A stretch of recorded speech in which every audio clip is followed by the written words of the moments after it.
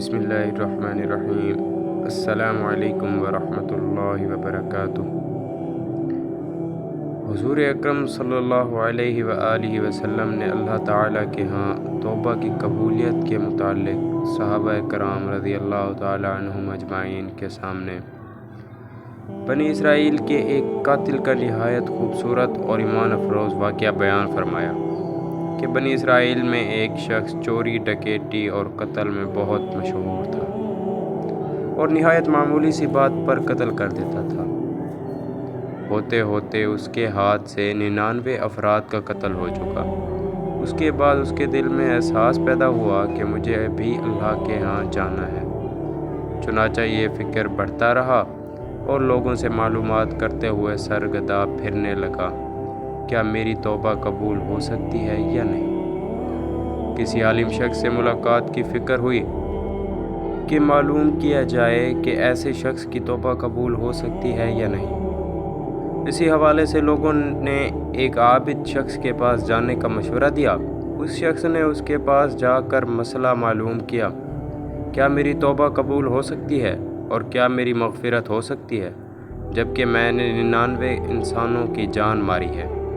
تو اس عابد شخص کو اس مسئلے کے بارے میں زیادہ معلوم نہیں تھا، تو اس نے اپنی عقل سے قیاس آرائی کی، اور جو آدمی 99 انسانوں کی جان مار سکتا ہے اس کو مغفرت کہاں ہوگی؟ چنانچہ اس نے کہہ دیا کہ تیری توبہ قبول نہیں ہوگی۔ تو اس شخص نے غصے اور جلال میں آ کر اس کو بھی قتل کر دیا۔ قتل کر کے 100 کا تعداد مکمل کر دیا کہ جب میری توبہ قبول نہیں ہونی تو تجھے بھی ختم کر کے 100 پورے کر دیتا ہوں۔ چنانچہ اس نے 100 کا حصہ مکمل کر لیا، مگر اس کے دل میں پھر بھی یہ خیال تھا کہ میری مغفرت کی کوئی نہ کوئی شکل ضرور موجود ہوگی۔ اس لیے اس نے لوگوں سے پھر معلومات کا سلسلہ جاری کر دیا کہ روئے زمین پر سب سے بڑا عالم کون ہے، وہی میرے مسئلے کا حل بتا سکتا ہے۔ آخر لوگوں نے اس کو بتلایا کہ فلاں جگہ ایک عالم رہتا ہے، اس سے جا کر معلوم کرو۔ چنانچہ اس نے اس عالم صاحب کے پاس جا کر اپنی زندگی کی ساری کارگزاری سنائی اور 100 آدمیوں کو کس طرح سے قتل کیا، سارا کارنامہ سنا دیا۔ معلوم کیا کہ اب بتلائیے کہ میری توبہ قبول ہو سکتی ہے یا نہیں؟ کیا اللہ کے ہاں مجھ جیسے گناہ گار کے لیے مغفرت کا کوئی خانہ ہے؟ تو اس عالم صاحب کو چونکہ علم تھا تو اس نے بتلایا کہ تیرے گناہ معاف کرنے میں اللہ تعالیٰ کے ہاں کوئی رکاوٹ نہیں۔ اللہ کی رحمت کا سمندر تجھ جیسے گناہ گاروں کے گناہوں سے بہت بڑا اور بہت وسیع ہے۔ چنانچہ اس عالم صاحب نے اسے مشورہ دیا کہ فلاں جگہ سفر کر کے جاؤ، وہاں کچھ اللہ کے بندے رہتے ہیں، ان کا مشغلہ صرف اللہ کی عبادت ہے، ان کے ساتھ مل کر اللہ کی عبادت کرو اور نادم ہو کر اپنے گناہوں کی معافی مانگو، انشاءاللہ تمہارے گناہ معاف کر دیے جائیں گے۔ جب اس شخص نے آدھا راستہ طے کر لیا تو ملک الموت آ گئے۔ اب اس کی روح لے جانے کا مسئلہ کھڑا ہوا۔ آسمانوں سے رحمت کے فرشتے بھی آئے اور عذاب کے بھی۔ رحمت کے فرشتے کہنے لگے، اس کی روح لے جانے کا حق ہم کو ہے، اس لیے کہ یہ سچے دل سے تائب ہو کر عبادت کے لیے جا رہا ہے۔ عذاب کے فرشتے کہنے لگے کہ اس کی روح لے جانے کا حق ہم کو ہے، اسی لیے کہ اس شخص نے کبھی کوئی نیکی کا کام نہیں کیا۔ اسی دوران آسمانوں سے ایک فرشتہ آیا۔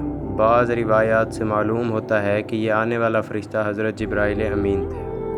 چنانچہ اس فرشتے نے تشریف لا کر ان دونوں طرح کے فرشتوں کے درمیان یہ فیصلہ کیا کہ دونوں طرف کی مسافت ناپ کر کے دیکھ لو، جہاں سے آ رہا ہے اس کی مسافت قریب ہے یا جہاں جا رہا ہے اس کی مسافت قریب ہے، لہٰذا جہاں کی مسافت قریب ہو اس شخص کو وہاں والوں میں شمار کر دیا جائے۔ چنانچہ دونوں طرف کی زمین ناپ کر دیکھی گئی تو جہاں جا رہا تھا وہاں کی مسافت جہاں سے آ رہا تھا اس کے مقابلے میں صرف ایک بالشت قریب ہے۔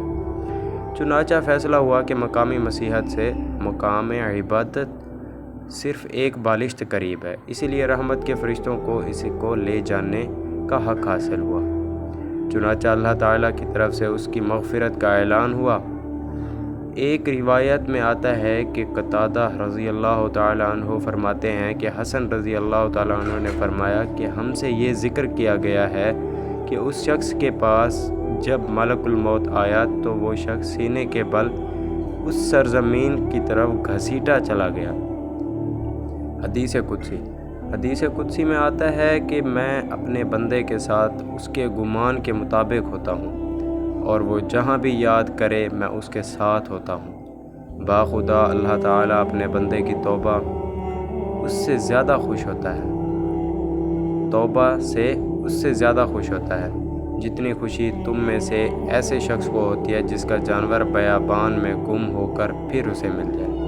اور جو شخص ایک بالشت میری طرف آتا ہے میں ایک ہاتھ اس کے قریب ہو جاتا ہوں، اور جو شخص ایک ہاتھ میرے قریب آتا ہے تو میں اس کے ایک باں یعنی پھیلائے ہوئے دونوں ہاتھوں کے درمیان کی مسافت کے قریب جاتا ہوں، اور جب وہ میری طرف چل کر آتا ہے تو میں اس کی طرف دوڑ کر آتا ہوں۔ انسان جب بھی سچے دل کے ساتھ توبہ کرے گا تو اللہ تعالیٰ ضرور قبول فرمائیں گے۔ انشاءاللہ یہ واقعہ خصوصاً ان حضرات کے لیے حوصلہ افزائی اور معاونت کا سبب ہے جو کہ بڑے بڑے گناہ کر کے اب مایوسی کی زندگی گزار رہے ہیں، کیونکہ شیطان انہیں مایوس کرتا ہے۔ بہرحال گناہگار کو شیطان کی باتوں میں آ کر مایوس نہیں ہونا چاہیے، بلکہ اللہ کی رحمت سے اچھی امید رکھ کر سچی توبہ کے ذریعے اپنے آپ کو پاک و صاف کر لینا چاہیے۔ اللہ تعالی ہم سب کو عمل کرنے کی توفیق عطا فرمائے، آمین۔ ملتے ہیں اگلی ویڈیو میں، تب تک کے لیے اللہ حافظ۔